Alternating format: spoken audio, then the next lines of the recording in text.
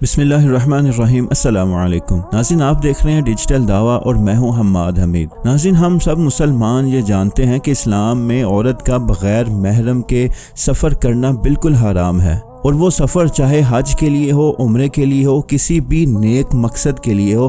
حج اور عمرے سے بڑھ کر کوئی نیک مقصد نہیں ہو سکتا۔ اسلام نے اس کو بھی بغیر محرم کے عورت کا حج کرنا، عمرہ کرنا بھی حرام قرار دیا ہے۔ سعودی عرب کے ہی مفتی شیخ محمد بن صالح ال عثیمین رحمہ اللہ کا فتویٰ سعودی عرب میں ہی موجود ہے۔ ان کے نزدیک عورت کا بغیر محرم کے حج کرنا بالکل حرام ہے، اور اس فتوے میں انہوں نے حضور صلی اللہ علیہ وسلم کی صحیح بخاری میں حدیث روایت کی کہ آپ صلی اللہ علیہ وسلم نے فرمایا کہ محرم کے بغیر کوئی عورت سفر نہ کرے۔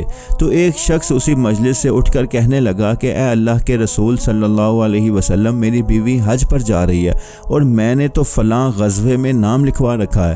تو رسول اللہ صلی اللہ علیہ وسلم نے اسے فرمایا کہ جاؤ، جا کر اپنی بیوی کے ساتھ حج کرو۔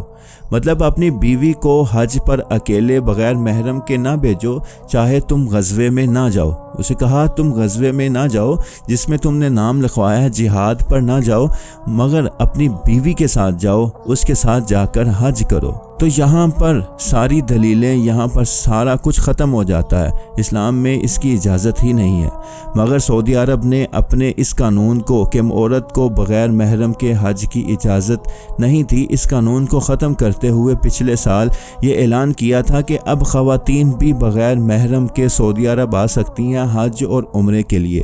پچھلے سال یہ اعلان ہوا، یہ قانون بنا، اور اس سال پھر یہ نئی تاریخ رقم ہوئی کہ پہلی بار بھارت سے 4000 خواتین بغیر محرم کے وہ سعودی عرب جائیں گی حج کے لیے، اور اس کی پہلی پرواز 176 خواتین کو لے کر وہ پرواز سعودی عرب پہنچی۔ بھارت نے پورے اہتمام کے ساتھ اس چیز کو سراہا اور اس کو داد دی کہ یہ سعودی عرب کو قانون تو پہلے بنا لینا چاہیے تھا۔ بھارتی حکومت نے اس کو سراہتے ہوئے اور انہوں نے اپنے قوانین میں بھی تبدیلیاں کی، اور پھر خواتین 4000 خواتین صرف بھارت سے حج کے لیے جائیں گی جن کے ساتھ کوئی محرم نہیں ہوگا۔ یہاں پر ہم کہتے ہیں کہ عورت اکیلی تو نہیں، اس کے ساتھ دیگر خواتین بھی ہیں جس کے ساتھ وہ اکٹھا جا سکتی ہے، اس کو کوئی خطرہ نہیں ہوگا۔ نبی صلی اللہ علیہ وسلم کی حدیث سے ہم دیکھیں کہ جس شخص نے کہا تھا کہ میں فلاں غزوے میں نام لکھوا رکھا ہے اور میری بیوی حج پر اکیلی جا رہی ہے، تو حضور صلی اللہ علیہ وسلم نے اس شخص سے یہ نہیں پوچھا تھا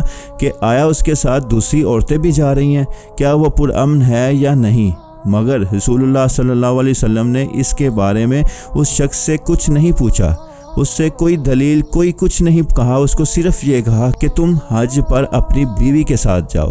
تو اس سے یہ چیز ظاہر ہوتی ہے کہ عورت کا محرم اس کا مرد ہی ہے۔ عورت دوسری عورت کے ساتھ جائے گی، مگر ان دونوں کو پھر محرم کی ضرورت ہوگی۔ عورت کا محرم کے بغیر سفر نہیں ہے، وہ چاہے حج کرے، وہ چاہے عمرہ کرے۔ اب یہ 4000 ہندوستانی مسلمان خواتین جو حج پر جائیں گی، جن کو اجازت دی گئی، اب آیا اب ان کا حج قبول بھی ہوتا ہے کہ نہیں؟ اگر قبول ہو گیا تو ٹھیک، اگر نہ ہوا تو پھر اس کا ذمہ دار کون ہوگا جو اتنا خرچہ، اتنا پیسہ لگا کر وہاں پر جائیں گے، وہاں پر حج کریں گے، اگر قبول نہ ہوا تو پھر اس کا ذمہ دار کون ہوگا؟ سعودی حکومت جس نے یہ چیز اجازت دی، جس نے کہا کہ خواتین بغیر محرم کے بھی آ سکتی ہیں۔